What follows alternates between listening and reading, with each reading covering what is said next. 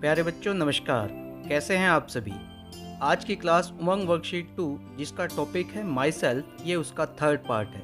Last class में हम इस वर्कशीट के क्वेश्चन नंबर 5 से लेकर 9 तक डिस्कस कर चुके हैं। तो चलिए आज बाकी के कुछ इंटरेस्टिंग क्वेश्चंस भी डिस्कस कर लेते हैं। Question number 10, Raju's name was given by his grandfather. Raju का नाम उसके दादाजी ने रखा। Discuss with your parents and answer the questions that follow. अपने पेरेंट्स के साथ बातचीत कीजिए और आगे दिए हुए प्रश्नों के उत्तर दीजिए। Question A, how did you get your name. आपको अपना नाम कैसे मिला। क्या आपका नाम रखने के पीछे कोई कहानी या किस्सा छिपा है। इसे अपने पेरेंट्स से बातचीत करके पता कीजिए और उसे यहाँ लिखकर ऐसे पूरा कीजिए। Question B, were you named after someone in your family. क्या आपके परिवार के किसी खास सदस्य के नाम के बाद आपका नाम रखा गया है। जैसे किसी परिवार में अगर एक बच्चे का नाम राजा है तो हो सकता है उसकी बहन के पैदा होने पर उसका नाम रानी रख दिया जाता है, या भाई दीपक के बाद बहन का नाम ज्योति रख दिया जाता है। तो बच्चों आप भी अपने परिवार में बातचीत करके ये पता कीजिए कि क्या आपके नाम के पीछे भी ऐसा ही कोई गणित है। Question C, who gave you your name. आपका नाम किसने रखा। बच्चों जैसे राजू का नाम उसके दादाजी ने रखा था उसी प्रकार आप भी अपने पेरेंट्स से पूछिए और यहाँ लिखिए कि क्या आपका नाम आपकी दादी जी, दादाजी, पापा, मम्मी, चाचा, चाची या फिर बुआ या मौसी में से किसने रखा था। Question D, what is the meaning of your name. आपके नाम का क्या अर्थ है। बच्चों हर किसी के नाम का कोई ना कोई मतलब जरूर होता है, तो आप भी पता कीजिए कि आखिर आपके नाम का मतलब क्या है और उसे यहाँ ऐसे लिख दीजिए।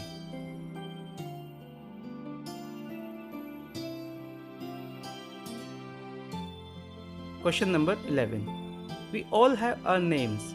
हम सभी के अपने नाम होते हैं। Similarly the parts of body are also given names. बिल्कुल वैसे ही बॉडी पार्ट्स को भी नाम दिया जाता है। Match the names of the part of the body with the pictures given below. Body part के नाम को उसकी सही पिक्चर के साथ मैच कीजिए। बच्चों चूंकि आप सभी सेकंड क्लास में हो तो आप बड़े ही आराम से इन बॉडी पार्ट्स के नामों को उनकी सही पिक्चर के साथ मैच कर लेंगे। तो चलिए देखते हैं। पहला बॉडी पार्ट है आईज। क्या आप सभी बच्चे आईज की पिक्चर को पहचान सकते हैं। यस, दीज आर आईज, आंखें जिनसे हम देख पाते हैं। सेकंड इज ईयर, कान। This is ear which helps us to listen. Next we have nose, naak. This is nose. It helps us to smell. ये हमें सूंघने में हेल्प करती है।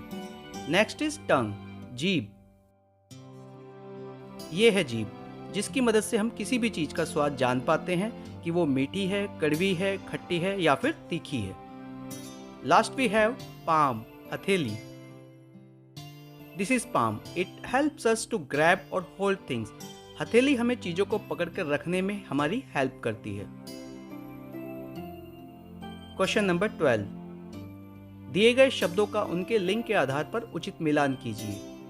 बच्चों हिंदी भाषा में दो लिंग माने गए हैं, पुल्लिंग और स्त्रीलिंग। जो शब्द पुरुष वर्ग का है उसे पुल्लिंग कहते हैं, जैसे मोर, आदमी, शेर, राजेश आदि। और जो शब्द स्त्री वर्ग के हैं उसे स्त्रीलिंग कहते हैं, जैसे मोरनी, औरत, शेरनी, राधा आदि।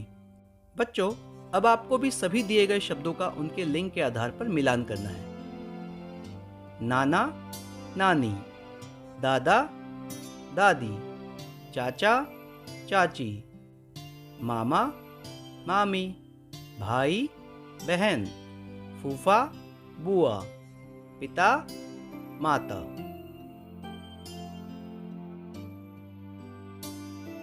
क्वेश्चन नंबर 13, राजू की मम्मी ने 2 बर्तनों में पक्षियों के लिए पानी भरकर रखा है। नीचे दिया गया चित्र देखकर अनुमान लगाइए किस बर्तन का पानी जल्दी खत्म होने की संभावना है। बच्चों यहाँ आप 2 बर्तन देख सकते हैं, ए और बी। इनको राजू की मम्मी ने पानी भरकर रखा है ताकि पक्षी उसे पीकर अपनी प्यास बुझा सकें। अब आपको अंदाजा लगाना है कि किस बर्तन का पानी जल्दी खत्म हो जाएगा। बच्चों चूंकि यहाँ दिए गए दोनों बर्तन एक ही चौड़ाई के हैं, सिर्फ उनकी ऊंचाई अलग अलग है, तो हमारे लिए अंदाजा लगाना काफ़ी आसान है। हम बता सकते हैं कि छोटे बर्तन का पानी जल्दी खत्म हो जाएगा। लेकिन अगर इन बर्तनों की ऊंचाई के साथ साथ चौड़ाई में भी अंतर होता, जैसे यहाँ आप इस एग्जाम्पल में देख सकते हैं, तो हमारे लिए अंदाजा लगाना थोड़ा मुश्किल हो जाता। चलिए आगे चलते हैं। Question number 14। राजू की दादी ने उसे 50 टॉफियों का एक पैकेट दिया।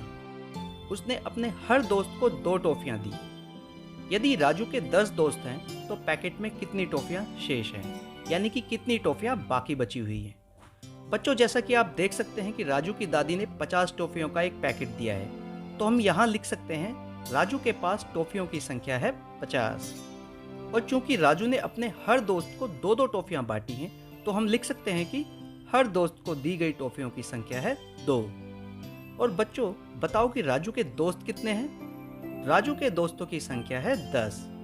बच्चों, अब यहाँ हमसे पूछा जा रहा है कि राजू के पास कितनी टॉफियां बची हैं। अब ये पता करने का तो एक ही तरीका है कि पहले हम ये पता करें कि आखिर राजू ने अपने सभी दोस्तों को कुल कितनी टॉफियां बांट दी है, ताकि हम बाद में कुल टॉफियों में से उसे घटाकर बची हुई टॉफियों की संख्या पता कर सकें।